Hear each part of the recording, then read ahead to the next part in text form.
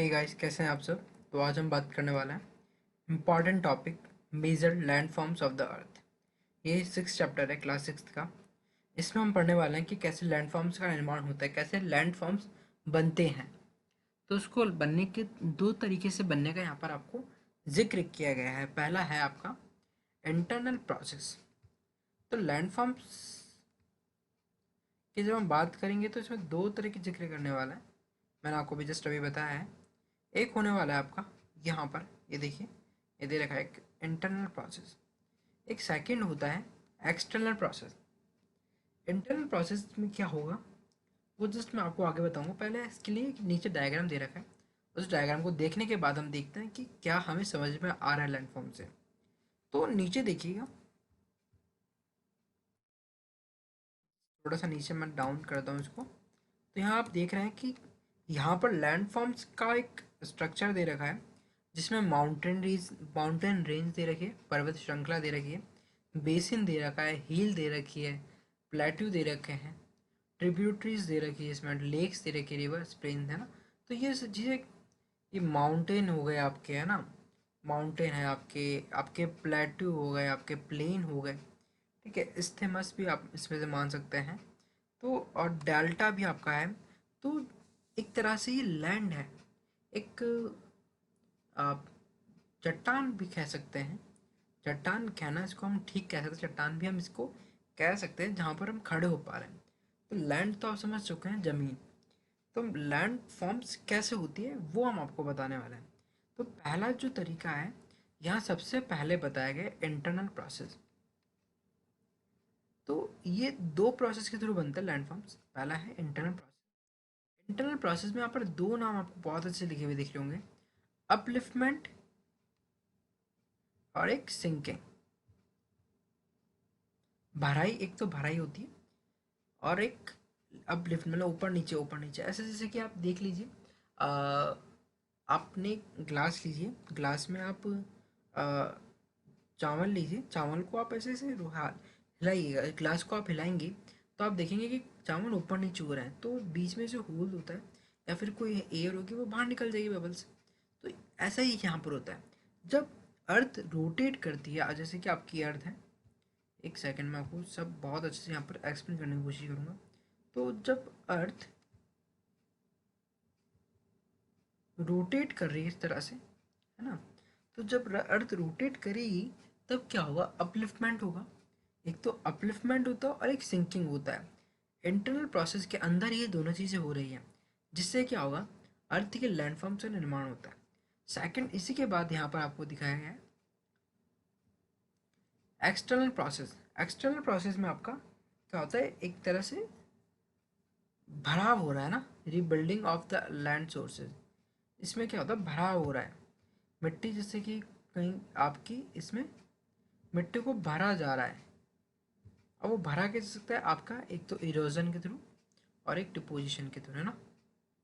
तो जैसे कि एक मैं बताता हूँ आपको किस तरह से आपकी कभी का मिट्टी बहकर आपके माउंटेन्स के थ्रू, किसी रिवर्स के थ्रू वो एक जगह आकर इकट्ठी हो जाती है। ठीक है, और वो एक जगह आकर इकट्ठी हो जाती है तो वहाँ पर क्या होता है, मिनरल्स का निर्माण होता है।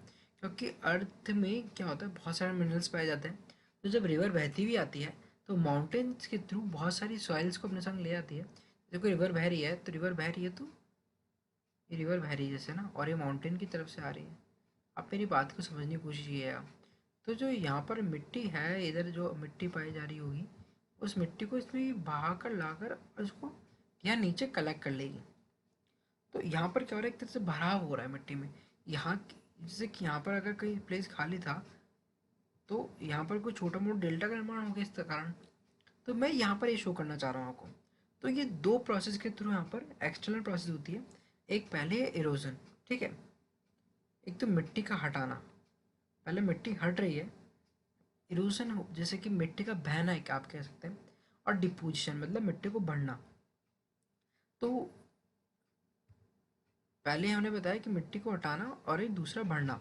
तो जैसे कि गड्ढा है, गड्ढा है, बारिश का पानी इसमें आता है, तो बारिश के पानी के अंदर बह बह कर उसमें क्या होता है, मिट्टी भी आ रही है और वो गड्ढा फिर से भर रहा है। भरने के कारण क्या है, आगे से मिट्टी बहती हुई आ रही है। तो यही यहाँ पर एक बात बताई गई है। अब इरोजन, अगर आप हायर एग्जाम के पॉइंट ऑफ व्यू से पढ़ रहे हैं तो इरोजन को बचाने की एक प्रोसेस होती है कि इरोजन आपकी मिट्टी में ना हो, आपकी मिट्टी ये बहे ना, तो बहने ना बहने के लिए आप पेड़ लगा सकते हैं, आप ट्री प्लांटिंग कर सकते हैं। इसके बाद हम बात करेंगे माउंटेन्स। यहाँ पर बहुत अच्छी तरह से लिखा हुआ है ग्लेशियर्स के बारे में, तो मेरे को आपको समझाने की ज़रूरत है नहीं, पर फिर भी बता देता हूँ। ग्लेशियर होता है फ्रोज़न, ऐसी चीज़ें जिसमें बर्फ़ जमी हुई है, और ग्लेशियर्स पिघल कर क्या है, पिघल कर नदियों का पानी के, नदियों के थ्रू नीचे बहकर आते हैं। जैसे कि आपका ये माउंट एवरेस्ट मान लीजिए, ठीक है। इसके ऊपर आपकी आइस में लगा देता हूँ, यहाँ पर ये आइस है, इसमें इसका बढ़ा देता हूँ थोड़ा सा, जिससे आपको भी अच्छा लगे देखने में, और आपको थोड़ा सा मैं, जैसे कि ऊपर आइस जमी हुई है, इधर उधर आइस जमी हुई है माउंटेन्स पे, तो ये आइस कलर में थोड़ा सही नहीं सेट नहीं कर पाया। तो ये जो आइस है जब पिघलती है ग्लेशियर्स के थ्रू, तो वो पिघल कर नीचे आ जाती हैं। और इन ग्लेशियर्स के थ्रू जब आइस पिघलती है, ये बहुत एक तरह से कहा जाता है ग्लोबल वार्मिंग के कारण पिघलती है। ग्लोबल वार्मिंग एक, इसका एक मेन रीज़न माना जाता है, जैसे कि कार्बन डाइऑक्साइड का इंक्रीमेंट होना अपने नेचर में, तो इसका एक बड़ा रीज़न माना जाता है। या फिर आप कह सकते हैं ओजोन लेयर डिप्लीशन, वो तो एक अलग इसका कॉन्सेप्ट बन जाता है ग्लोबल वार्मिंग का। बट अगर आप हमारी अर्थ में बात करें तो ग्लेशियर्स का पिघलना, सी लेवल का इंक्रीमेंट होना, ग्लेशियर्स का पिघलने का बहुत बड़ा रोल माना जाता है। जैसे जैसे आपके माउंटेन्स का जो पानी है वो पिघल कर समुद्र में आएगा, तो क्या होगा, समुद्र का लेवल बढ़ेगा, तो ये आपके लिए बहुत ज़्यादा हानिकारक होने वाला है। तो यहाँ पर लिखा है in some mountain there are permanently frozen rivers of ice. तो यहाँ पर एक जमी हुई नदियाँ होती है, बर्फ़ की, है ना, उन्हें हम ग्लेशियर्स कहते हैं ना, बाद में पिघल कर नीचे आ जाती है। ये मैंने आपको बात बताई है अभी। इसके बाद आप देखिएगा, यहाँ पर एक माउंट एवरेस्ट की फ़ोटो होगी, बिल्कुल फोल्ड माउंटेन्स, है ना। अब फोल्ड माउंटेन्स क्या होते हैं वो भी मैं आपको बताने वाला हूँ। तो यहाँ पर अभी आप देख रहे हैं कि किस तरह से एक बर्फ़ ने, एक चादर ने पूरे माउंटेन को आप ओढ़ रखा है माउंटेन के अंदर अपन, है ना। अब चलो आगे बात करते हैं माउंटेन्स की। यहाँ पर ये माउंटेन्स के बारे में बताया गया, तो माउंटेन्स की जब हम अब बात कर रहे हैं, तो माउंटेन्स को सिंपल से आप समझिएगा, ज़्यादा आप दिमाग लगाने की जरूरत नहीं है। यहाँ बहुत सिंपल वे में आपको बताने वाला हूँ, जो मैंने अपने आप को समझाया वो मैं आपको बताने वाला हूँ। तो माउंटेन्स को आप तीन टाइप में डिवाइड कर लीजिए। पहला आपको होता है फोल्ड माउंटेन।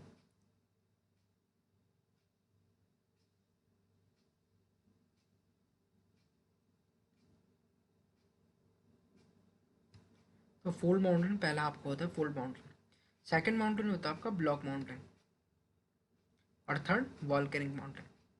अब फोल्ड माउंटेन जो है, उसके आपने पीछे स्ट्रक्चर देखोगे फोल्ड माउंटेन, थोड़ा ध्यान, आप डायग्राम देखा होगा तो आपको थोड़ा सा, इस बच्ची को देखिए आप, ये बच्ची है, इस बच्ची ने क्या करा, इसने एक पेपर लिया और पेपर को फोल्ड कर दिया इस तरह से। तो जो ये ऊपर की लेयर है ये कैसी बनी, थोड़ी कोनिकल देखी बनी, है ना। ये समझ में आ रहा है आपको कि इस तरह से इसकी कोनिकल ऊपर की जो लेयर है वो तीखी बनी, इसलिए इसको क्या कहा जाता है, इस तरह के माउंटेन जो होते हैं, जैसे कि आपके नीचे ये पर्वत श्रृंखला दिख रही है आपको, इसमें आपका जो ये ऊपर का पार्ट है ये कितना तीखा हो रखा है, इसलिए इसको हम कहते हैं फोल्ड माउंटेन, जिनकी क्रस्ट जो है ना वो शार्प हो, पॉइंटेड हो, है ना, ठीक है, हाईली कॉनिकल पीक्स हो जिनकी, उन्हें हम कहते हैं फोल्ड माउंटेन्स। इसका एग्जांपल आपकी अरावली पर्वत श्रृंखला है, अरावली माउंटेन रेंज आपका इसका कह सकते हैं। इसके अलावा आपकी ब्लॉक माउंटेन्स अगर हम देखो, ब्लॉक माउंटेन्स वो होती है जिसमें एक बिल्कुल समतल सी एरिया है, इसको हॉस्ट कह रहे हैं, ऊंचे वाले एरिया को हॉस्ट कहते हैं, अपलिफ्टेड ब्लॉक्स को, है ना, उठना, है ना, अपलिफ्टेड ब्लॉक्स को हॉस्ट कहते हैं, और नीचे वाले को ग्रैबन, उठे वाले को हॉस्ट और नीचे वाले को ग्रैबन।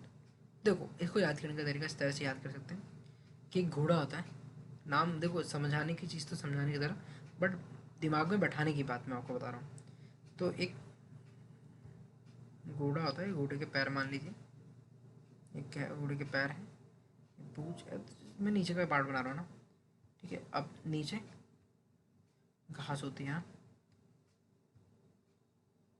इधर घास है नीचे इसके पैर, तो नीचे गार्डन, ग्रैबन से गार्डन की तरह से आप ग्रैबन याद कर सकते हैं, ठीक है।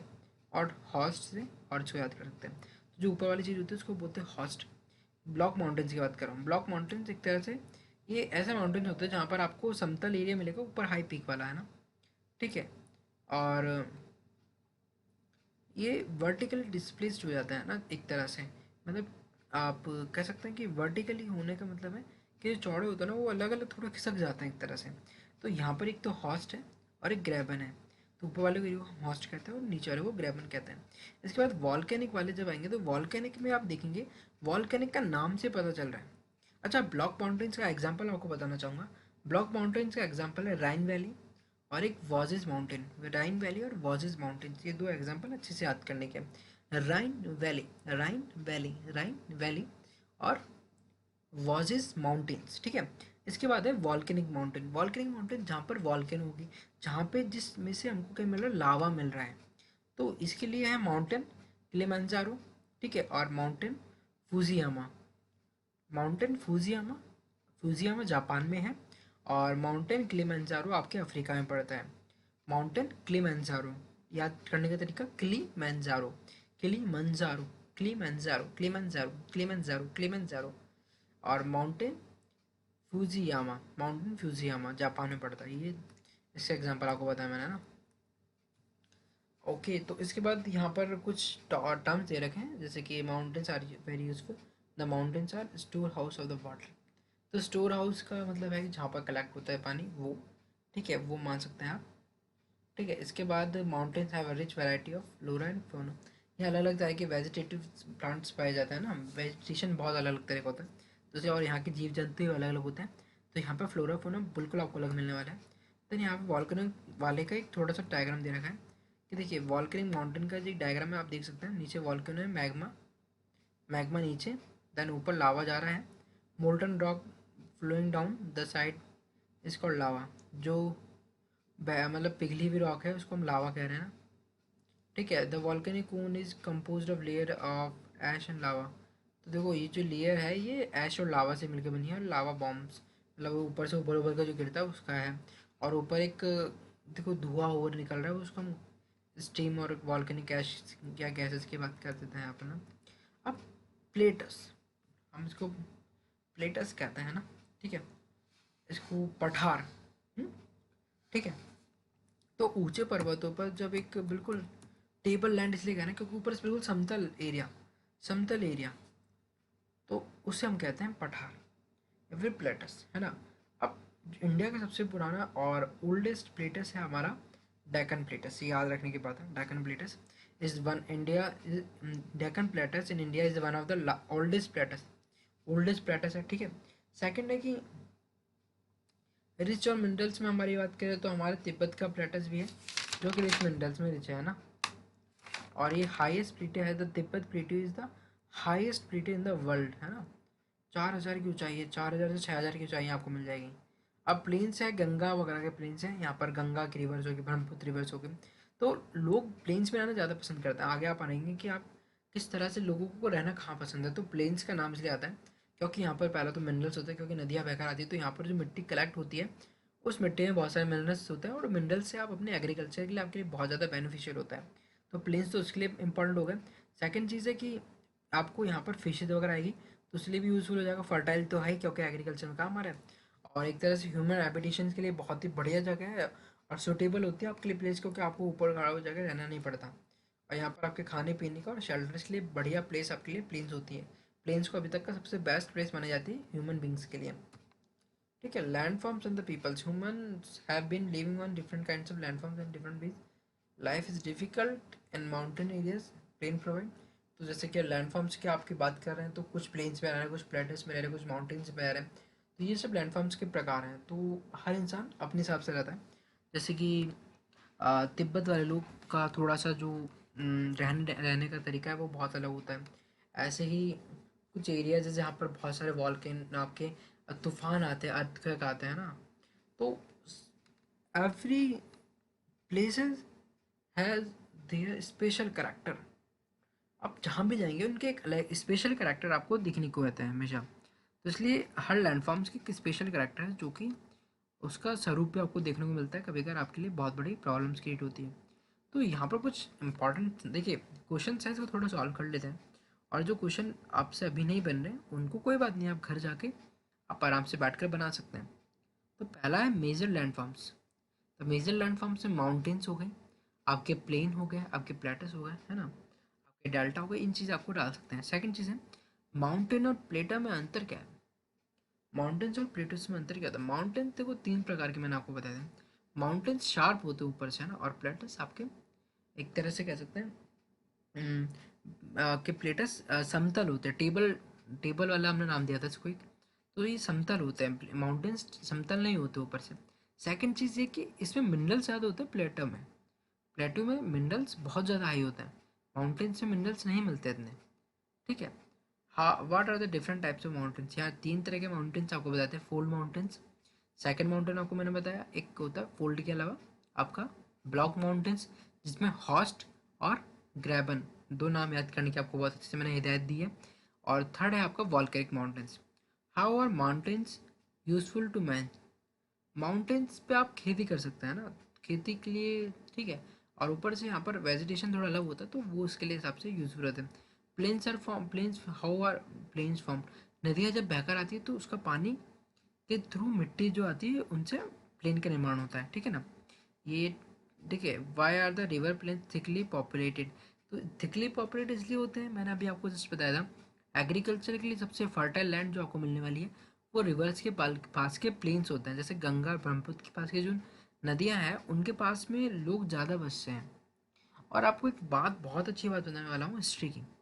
हिस्ट्री में ये माना जाता है कि चौहान वंश का जब आपने नाम सुना होगा, तो चौहान वंश भी स्टार्टिंग में, बहुत पहले की बात बता रहा हूँ मैं, तो वो कहाँ रहने लगे थे, वो सांभर, ये राजस्थान की एक प्लेस है। ऐसे आपको हड़प्पा सिविलाइजेशन जो हमको मिली है वो रिवर्स के पास मिली, क्योंकि लोगों को पहले से ही पता है कि रिवर्स के पास वो ताकत है जो किसी के पास नहीं है। क्योंकि आपको फूड प्रोवाइड कर रही है, आपको एग्रीकल्चर लैंड प्रोवाइड कर रही है, आपको मिनरल्स प्रोवाइड कर रही है, आपको फूड के लिए एनिमल्स जो कि आपके वाटर लिविंग ऑर्गेनिजम्स आपको प्रोवाइड कर रही है। तो ये एक तरह से बेस्ट आपके लिए उससे कुछ बढ़कर हो ही नहीं सकता। ठीक है। इसके अलावा बात करते हैं the mountain differ from the hills in terms of. ये स्टार्टिंग में आया था, the mountains differ from the hills in terms of. तो इसको हम चेक करके बताता हूँ। मैं अभी आपको आगे लेके चलता हूँ, 2 मिनट पीछे आपको चलना पड़ेगा। इस चीज़ का आंसर आपको शुरुआत में ही मिलता इधर जस्ट।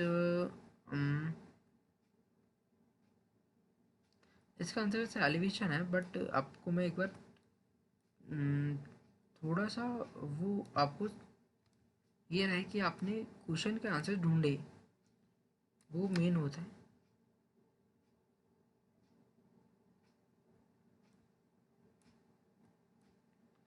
अभी मुझे लग रहा है इधर आंसर्स मुझे लग रहा है मिलेंगे नहीं अभी, क्योंकि आंसर स्मॉल, हाँ, elevation of the earth is any natural elevation of the अर्थ। ठीक है। तो ये एलिवेशन इसका आंसर है, बहुत अच्छे से आपको स्टार्टिंग में आपको दिख गया है, बिल्कुल। तो इस तरह से इसके आंसर है ग्लेशियर फाउंड इन। ग्लेशियर्स कहाँ मिलते हैं, देखो पठारों में मिलते हैं, नहीं मिलते। प्लेन से मिलेंगे, नहीं मिलेंगे भाई, माउंटेन से मिलते हैं ना। मैं अभी आपको मैंने माउंट एवरेस्ट का एक चित्र दिखाया था। डेक्कन प्लेटो इंडिया में पाया जाता है, ठीक है। और इसके अलावा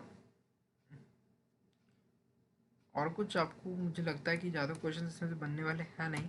तो कोई बात नहीं, आप इसमें से एक आपको यहाँ पर लास्ट में जा जाते हैं, मैं बोलना चाहूँगा आपको कि जो चीज़ आपको समझ नहीं आती है आप कमेंट सेक्शन में आप लिख दीजिए, मैं उसकी वीडियोज़ आपको बनाकर दे दूँगा। तो बाकी अभी नेक्स्ट चैप्टर में मिलते हैं आपसे, और बाकी के जो मैंने क्वेश्चन छोड़े हैं वो आप प्लीज़ खुद सॉल्व कर लीजिएगा। ठीक है, मिलते हैं। जय हिंद, जय भारत।